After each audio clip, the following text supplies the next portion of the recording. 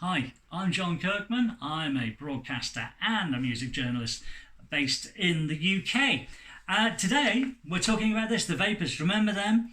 They only had one really big hit in 1980, but there's an interesting story behind all that. They were actually discovered by Bruce Foxton of The Jam, and they were managed by John Weller, who was Paul Weller's dad, who also managed The Jam. So it's a very, very strong connection there. I'm sure they actually supported The Jam on a couple of dates as well. Their debut album, Nuclear Days, came out, I think, late 79. But they had the hit single, I think, in 1980, Turning Japanese. Remember that? Apparently it's a song about self-pleasuring. That's all I'm going to say about it. That's what was said at the time.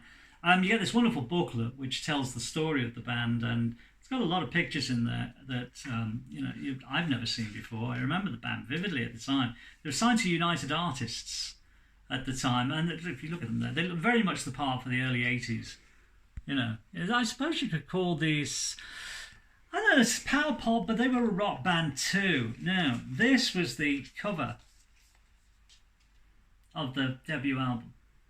It was called Nuclear Days, which of course everybody was kind of bothered about nuclear weapons and the end of the world in the early 80s, because the Cold War was still very much in existence between Russia and the Western Allies.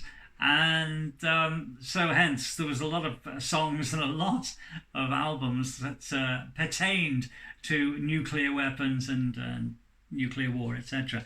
Now this box set contains 4 CDs. On the back, there you go, you've got Nuclear Days and Magnets, which are the band's 2 albums for United Artists.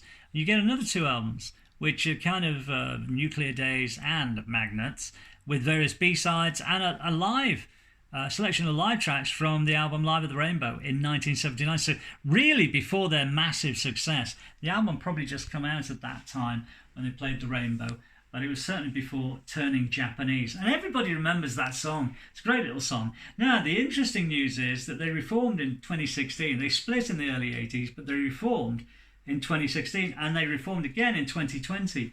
Now, they hope to be touring in October in the UK, where they're going to be playing the whole of Nuclear Days. That includes Turning Japanese, it is a great song, I have to say. It's you'll sometimes see it on old editions of Top of the Pops if they're covering 1980 and 81 and the 80s, because they really were a very, very popular band when that single came out. Oops, dropped it there.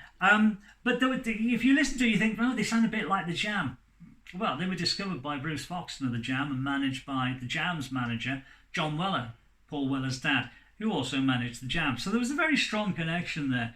But this is certainly worthwhile as a box set. You get all 4 discs, and you also get the booklet, the 24-page booklet in there, explaining the story of the band, how they came about, how they were discovered, how the albums came about and they recorded them. Then you get lots of B-sides and rare tracks, particularly the live tracks of the Rainbow. And they were a really pretty punchy live band, I must say, having heard them on this recording. I think you'll really like it. If you remember the single, it's certainly worth putting your toe back in the water for the Vapors. And also, if they're coming to a place or a theatre or a venue near you in October, go and see them, because they're a really, really good live band. And I don't think you'd be disappointed. And not only that, you get to hear Turning Japanese again. But there it is, the Vapors. And that's available from Cherry Red. You'll find it by looking at the link, which is running across the bottom of the screen. Go to the Cherry Red website, cherryred.co.uk, type in Vapors into the search box, and lo and behold, this will appear.